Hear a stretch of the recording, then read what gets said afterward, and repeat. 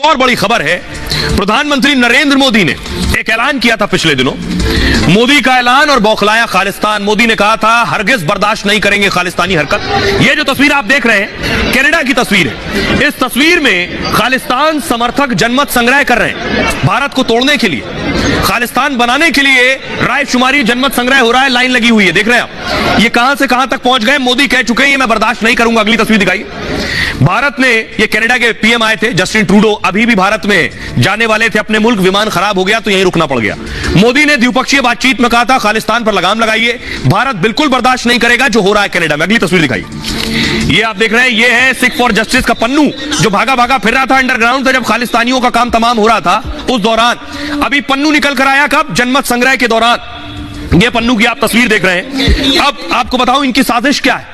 ये खालिस्तानी जो जनमत संग्रह करा रहे थे भारत को तोड़ने के लिए कि कितने खालिस्तानी हैं जो चाहते हैं हिंदुस्तान को तोड़ने की साजिश रचना, उसमें शामिल होना।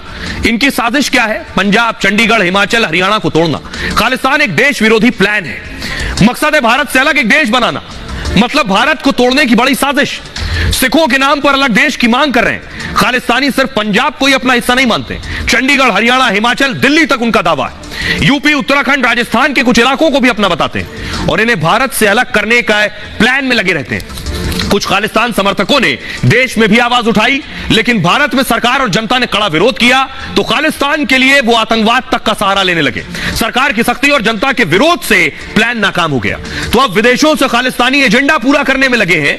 वो भारत विरोधी नारे लगाते हैं और लोगों को भड़काते हैं। साजिश है कि कहीं भी भारत और भारतीयों पर हमला हो, मतलब तेजी से बढ़ता भारत हिंसा को लेकर किस तरह से हरकत कर रहे हैं, किसी भी तरह से भारत को स्थिर अस्थिर करने का इनका प्लान है। अब मैं आपको दिखाऊं ये क्या कर रहे थे। आज ये कनाडा में प्रदर्शन कर रहे थे और कोशिश ये थी, देख रहे हैं, फुल स्क्रीन लीजिए जरा, नारेबाजी कर रहे थे भारत के खिलाफ।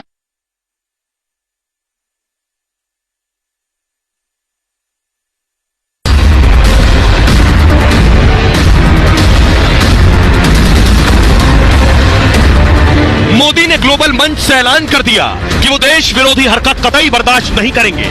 G20 के बाद कनाडा के पीएम से मोदी अलग से भी मिले और दो टूक कह दिया कि भारत विरोधी चाल और आतंकवाद का जाल अब और नहीं चलेगा। मोदी ने समझाया तो कनाडा के पीएम जस्टिन ट्रूडो देखते रह गए, लेकिन कनाडा में बौखलाए आतंकी नफरत के नए मिशन में जुट गए। लेकिन मोदी ने भी साफ कर दिया है न नफरत का प्लान चलेगा और न भारत विरोधी खालिस्तान। अब आपको बताता हूं कि कनाडा में हुआ क्या, कौन लोग हैं ये, क्या कोशिश है, क्या कर रहे थे। दरअसल कनाडा के प्रधानमंत्री ट्रूडो दिल्ली में बड़ी बड़ी बातें कर रहे थे। ट्रूडो ने खालिस्तानी आतंकियों पर लगाम लगाने की बात कही, भरोसा दिलाया कि कनाडा में भारत विरोधी एजेंडा नहीं चलेगा। इधर ट्रूडो ऐलान कर रहे थे, उधर कनाडा में भारत विरोधी नारे लग रहे थे। खालिस्तानियों ने भारत तेरे टुकड़े होंगे के नारे लगाए, पंजाब और दिल्ली को खालिस्तान बनाने के नारे लगाए। इसमें खालिस्तान का अंडरग्राउंड आतंकी पन्नू भी शामिल हुआ। पन्नू कनाडा में पीएम मोदी को धमकी देता दिखा। कनाडा के खालिस्तानियों ने जनमत संग्रह करवाया है। सिख समुदाय के लोगों को प्रस्ताव पर मतदान करना था। यह प्रस्ताव खालिस्तान पर था, यानी भारत विरोधी था। इसमें 75,000 लोगों के पहुंचने का अनुमान था, लेकिन 75 छोड़िए 7,000 लोग ही पहुंचे और रेफरेंडम फ्लॉप हो गया। इससे पन्नू और बौखला गया है और दिल्ली को खालिस्तान बनाने की धमकी दे रहा है। 29 अक्टूबर को कनाडा में फिर जनमत संग्रह का ऐलान किया गया है। पहले रेफरेंडम कनाडा के एक सरकारी स्कूल में होना था, लेकिन स्कूल के विरोध पर गुरु नानक सिख गुरुद्वारा में हुआ। यह वही गुरुद्वारा है जिसका प्रमुख हरदीप सिंह निज्जर था।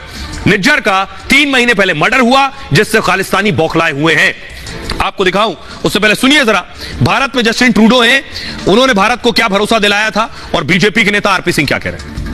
Over the years with Prime Minister Modi, we've had many conversations on both of those issues. Obviously, Canada will always defend freedom of expression, freedom of conscience, freedom of peaceful protest. That's something that's extremely important to us.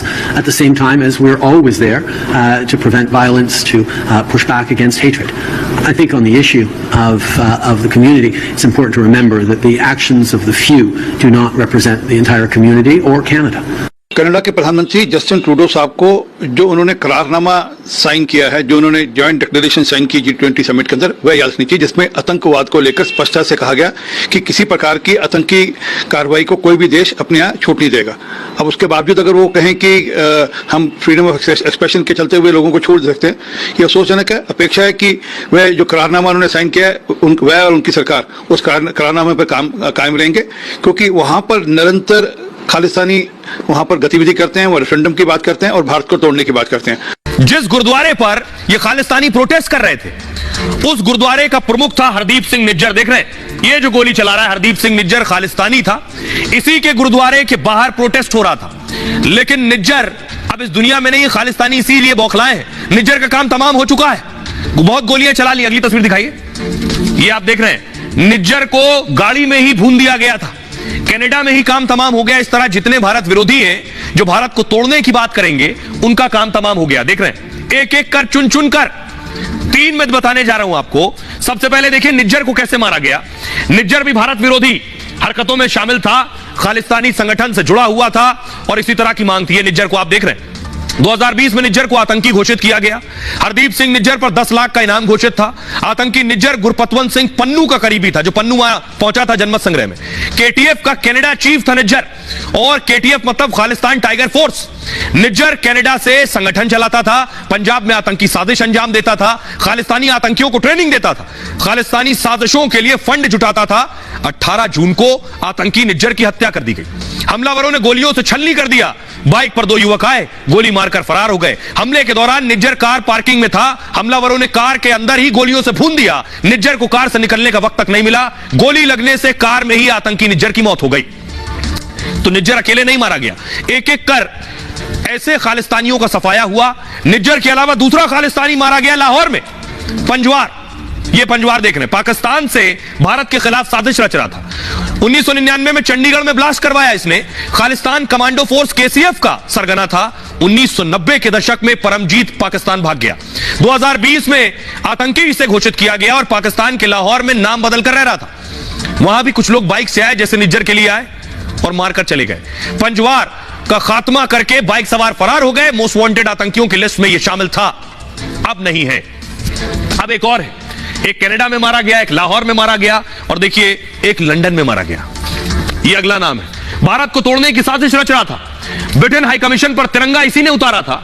Amritpal का करीबी भी है, अमृतपाल को तैयार किया इस खांडा ने। भारत के खिलाफ साजिश के लिए तैयारी थी। अमृतपाल ने पंजाब में अपनी फौज बना ली, नया देश बनाने के लिए करेंसी और मैप बना लिया। लेकिन अमृतपाल फिलहाल जेल में है। अस्पताल में इलाज के दौरान खांडा ने दम तोड़ दिया। 15 जून को बर्मिंघम के हॉस्पिटल में इसकी मौत हो गई। दावा यह है खांडा के शरीर में जहर मिला है। ब्लड कैंसर का अस्पताल में इलाज करा रहा था। खालिस्तानियों को ट्रेंड करता था अवतार सिंह खांडा। पंजाब के लोगों को गुमराह किया करता था, युवकों को गुमराह करके कट्टरपंथी बनाता था। भारत की मोस्ट वांटेड लिस्ट में शामिल था, अब नहीं है। तो भारत के खिलाफ साजिश रचने वालों का क्या हो रहा है, ये आप देख रहे हैं। ऐसा ही ब्रिटेन में पिछले दिनों हुआ है। तस्वीर आप देख रहे हैं, ये खालिस्तानी सड़कों पर उतरकर नारेबाजी कर रहे थे। अगली तस्वीर दिखाइए। ये तस्वीर एक और देख रहे हैं, भारतीय दूतावास से झंडा उतारा, खालिस्तानी झंडा लगा रहे थे। अभी ऋषि सुनक ब्रिटेन के पीएम भारत आए थे। प्रधानमंत्री मोदी ने उनसे भी साफ कर दिया कि यह खालिस्तानी हरकत बर्दाश्त नहीं की जाएगी। किसी की जमीन पर भारत विरोधी साजिश बिल्कुल स्वीकार्य नहीं है। सुनिए जरा ब्रिटेन के पीएम ने उस पर क्या कहा। Of extremism or violence like that is acceptable in the UK, and that's why we are working very closely with the Indian government to particularly tackle PKE, pro-Khalistan extremism.